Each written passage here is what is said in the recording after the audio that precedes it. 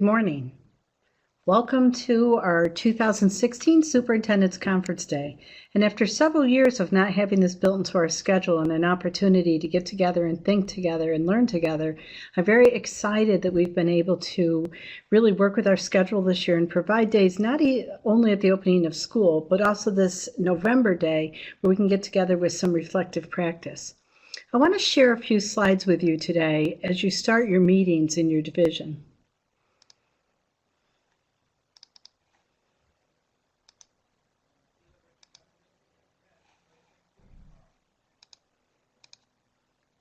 The first slide we see is one that you've seen throughout the year. You saw it at our opening day, and we use it at almost every internal meeting we do because we want to remind ourselves that we're engaged in the hard work of building our vision together. We're thinking about who we want to become as a BOCES and helping each other get better along the way. This morning, as you came in and you settled into your groups, I asked the facilitators at each of your centers to share this slide with you and ask you, what are you doing the happy dance about this school year? Because I think it's important that we stop and say, we've come a long way in the past year, and what are we ready to celebrate? Over the past few months, as I've gone out and talked with folks and worked with different groups of our teammates throughout the district, I've heard great things over and over again about things that are happening within our BOCES. One of the things that I heard recently from teachers is that they're seeing a huge decrease in the number of office referrals and the number of incidents of student behavior that's interrupting learning. And we're going to talk a little bit later about how some of the plans that you've made and added to might be showing us those types of results. I've also heard that students are more engaged in the academics. One teacher recently told me, Jackie, I'm spending lots more time at home grading papers because so many kids are doing their work. And how exciting is that, and a good problem to have as we look ahead to the year, that kids are really engaged in the learning. So I look forward, as I get an opportunity to stop into the centers today, to hear what you said when you shared, what are you doing the happy dance about this school year? I also asked the folks at your locations to share this YouTube video with you. And it's one that really spoke to me, put together by a group that tries to go out and capture the good things in life. And when Soul Pancake asked teachers, what would you tell your first day self? I'll be really curious to hear what it made you think of. What might you say to your first day self? What are you still excited about today as you were on your first day? And where are you on your journey as an educator? When I think about my first day self and the reason that I became a teacher in the first place, I really just had this drive to do something, to add something positive to the world, to make things better. And I still feel that same energy today. I'm interested to hear what you saw in that video and what you connected to. When we think about our journey together as a Southern Westchester BOCES learning community, there's two things that we've been talking about a lot this past year. That is, how do we create clear expectations so we all know the goals? We all know the path ahead. We all have clarity about what we want to be as a BOCES. And in order to get those clear expectations and be successful, how do we offer a high level of support? So first I want to talk about the clear expectations, because we spent a lot of time over the last few years of really establishing and working on what is it that we want to be as a BOCES. And we started by going out to our districts and gathering a lot of data, gathering data internally, laying it all out, and bringing clusters of people together to think about these four questions. In defining our mission, vision, values, and goals, what is our work? Why does BOCES exist? Our vision, who do we dream we can become together? What do we want people to listen in a year and 5 years? What do we want to say about ourselves? How will we behave together? And the values piece is something we've been spending a lot of energy on, because one thing we know from research is that if we don't work on building the types of values that are important to an organization, we will never reach our goals. And finally, the goals. We've made a big change in the way that we work on goals these days. We're really working hard to identify our gaps. What isn't working for us? What are the hurdles that we're facing? And then working together collaboratively to create a set of steps that will close those gaps for us. We came up with 4 statements around mission, vision, values, and goals over this 2.5-year process, and many of you were involved in that. Because after these statements started to be crafted, we took them out to our partners across BOCES and said, take a look at these. Does this speak to you? Does it define you? Does it define your division? And after receiving feedback, these are the 4 statements that we landed on. The mission statement, that our job is to support the work being done in schools by providing those services and supports they're not able to provide for themselves. Many of you work for students that if they were in a district might not have a program that could really cater to their specific learning need. But because we gather students from several districts, we're able to craft specific programs for specific learning needs. Our vision. We said that we want our districts to view us as leaders in the field. We want to be competent, responsive, collaborative, and helpful. We've spent a lot of time as an organization looking at that word collaborative and trying to define it. What does collaborative look like? We want the services and supports we provide to be of high quality and to be valued both, and this is important, internally and externally. Not just by our customers, by our districts, but by each other. We want to look across our divisions. We want to be proud of the work that we do. The values I spoke about a little bit, we need to be focused on how we communicate with each other, making sure we have protocols and practices that are respectful and that we engage in behaviors that build trust. This past year, the leadership team across BOCES spent the whole year really focusing on trust, looking at the research to see what does it say when it looks at leaders across the entire world who people have deemed as leaders of high trust. What are the qualities that they possess? What are the qualities that exist in high trust organizations? We've been talking about the concept of respect. How do we create protocols so that people feel like they have a place where their voice can be heard? How do we problem solve together in a way where voices are heard and people feel respected? So values is something that we have and will continue to really focus on. And finally, goals. How do we take those gaps? How do we work with our mission and vision and create clear steps so everyone knows that where we're going? Our plan is that all of our goal documents are roadmaps, so people can pick them up and say, this is where SWB BOCES is headed, and here are the steps that they're taking. There will be clarity around the work that we're doing. So how do we provide a high level of support? We just talked about clear expectations, using our mission, vision, values, and goals to create that shared reference of clear expectations. How do we provide a high level of support? Well, in living out our mission, visions, values, and goals this last year, several things happened. One of those things was that we started groups called the think tanks. We brought together people from across BOCES to go through a problem-solving protocol where we took an honest look about what was happening currently and where we wanted to go. And then from the gap statements, where we saw a difference between what was happening and what we wanted, we started to build goals. Through those goals, one of the things that happened is we created a professional development team, where again, we reached out across BOCES and brought together folks to talk about what are the shared learning experiences we all need.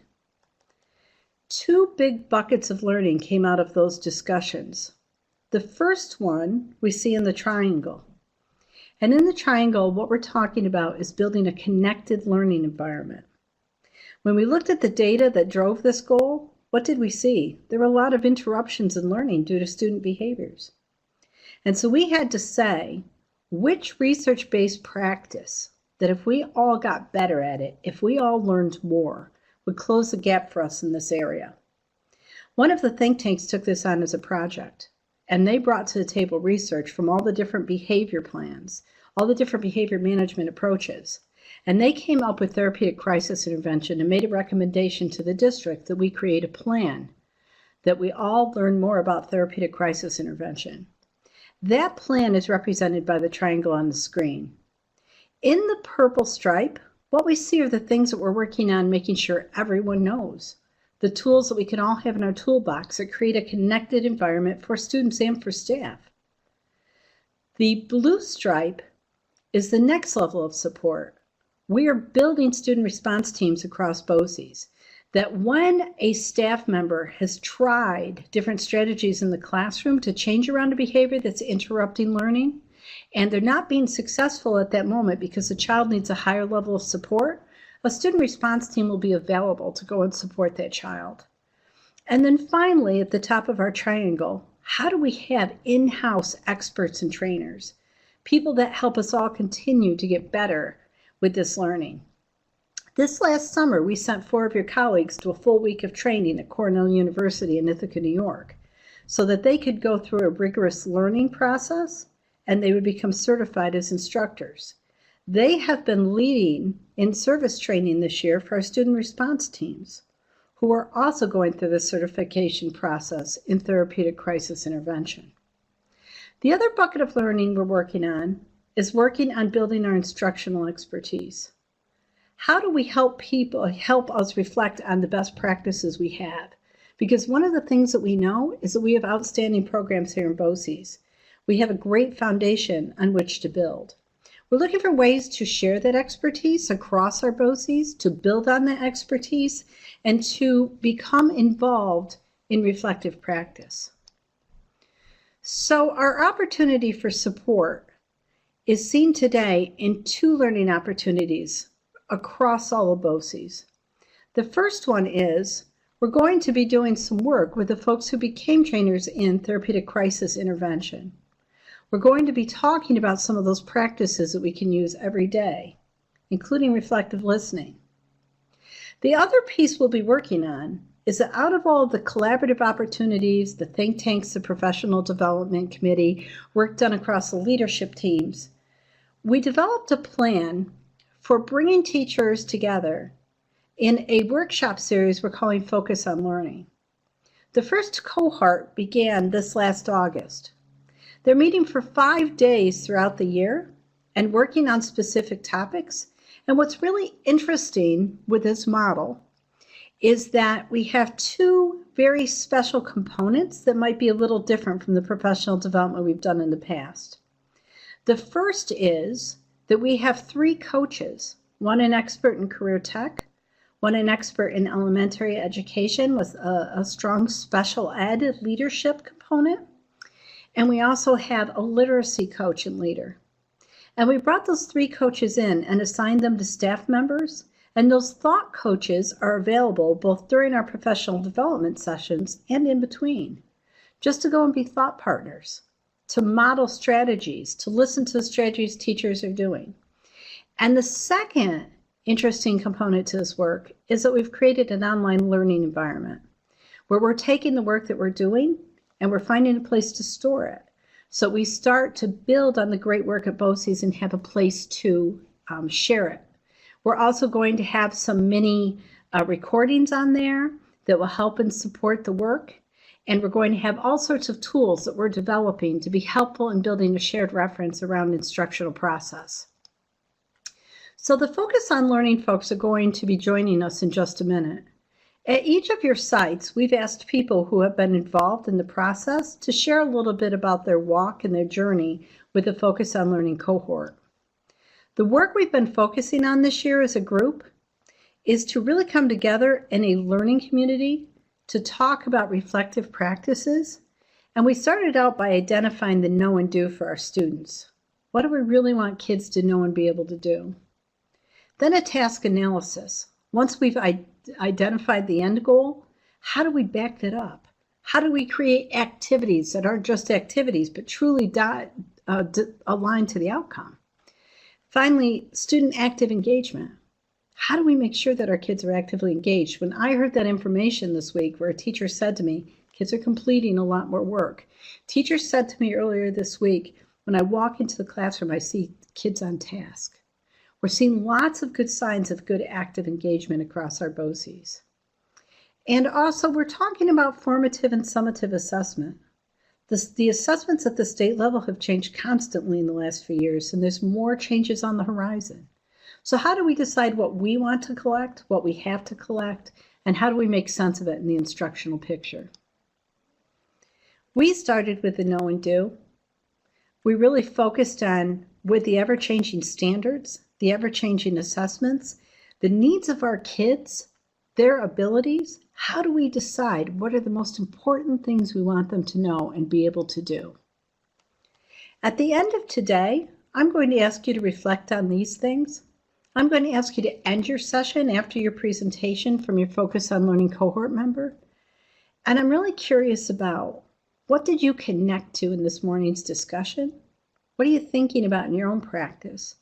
And what would you like to learn more about?